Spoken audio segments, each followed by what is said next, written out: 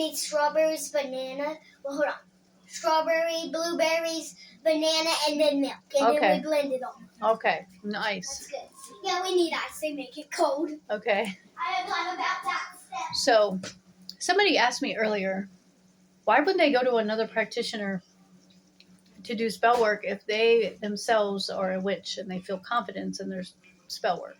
Well, one, maybe they've never worked with a type of energy that they need for a particular working. Maybe they've never done baneful work, or they've never worked with a type of deity that they need to call on for that particular working. And it's okay to go to a more experienced practitioner. It's better to ask questions and go to somebody for advice or help than it is to do something that you're unsure of. Because doubt in your practice and working is going to counteract your intention and what you're trying to do. Not everybody's out of the broom closet. In one house, what is considered a luxury is looked at as a right in another.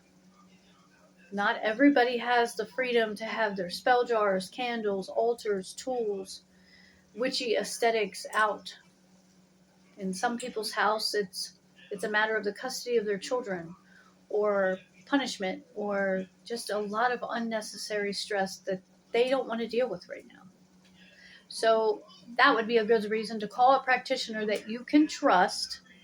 I have a whole video about that, about red flags, and say, hey, can you do this working for me?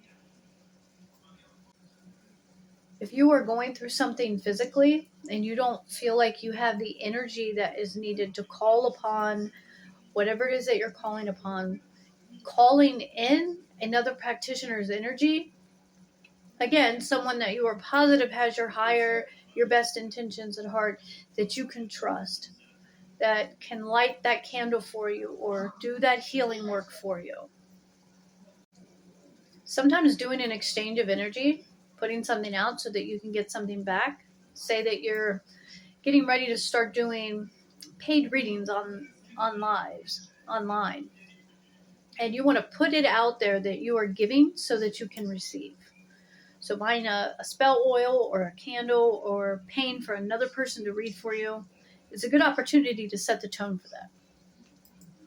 And some people believe that you don't read tarot for yourself. Now, I am not of that school of thought. I read tarot and oracle for myself a lot, but I have wondered sometimes if I'm affecting the outcome of the cards. So that's one thing to consider. If you really want an unbiased working, unbiased energy, and you feel like you can't do that in your spell work, that's when it would be a good idea to call on another practitioner. So if I'm doing a money working and I'm speaking it in confidence and this is going to happen, that's a lot different than I really need the rent money. I really need the rent money, because then you're sending out intentions of desperation and I really need this because I don't have it.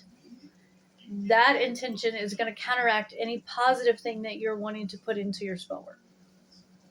I can do a working for someone and focus all of my intention confidently in a money working for them because it's not my rent, but I still care about them. I hope I explained that right. If you are just starting out and you're just not that comfortable, you're still learning, it's completely okay to go to somebody who's been doing this longer. Ask for some advice. Hey, can you tell me how you would do this? Or can you do this working? Couple things though. Don't just expect someone to do anything without some type of exchange. It does take a lot of energy and it does take a lot of time and ingredients and all of the above. So consider that when you go to somebody. A no doesn't always mean I hate you. It doesn't always mean I don't care about you or your practice or your life. Sometimes that practitioner is not sharing every detail of their life with someone else. Sometimes being overwhelmed. Okay, so here's the problem, and I have multiple things going on. So do I banish them? Do I hex them? Do I do a reversal? I don't know what to do. Just sometimes simply sitting down and talking to somebody who's been doing this longer kind of can clear things up in a way that puts things into focus and makes you like kind of come back down to earth so that you can use critical thinking to be like, okay, all right, so I don't want to blow up the world.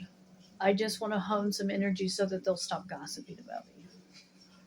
It took me a long time to stop being reactive and start being responsive to situations, not just in the magical, but in the mundane also. I hope this clears up some stuff. Blessed be, the magic is always within you. Almost forgot. Maybe you just don't want to do what it takes to do the working, but you need the results. This is why we have specialists. This is why we have occultists and people who specialize in love magic, money magic, magic in general. I know how to cook, but I don't always have it in me to do it. And you can use the same concept in the world of magic.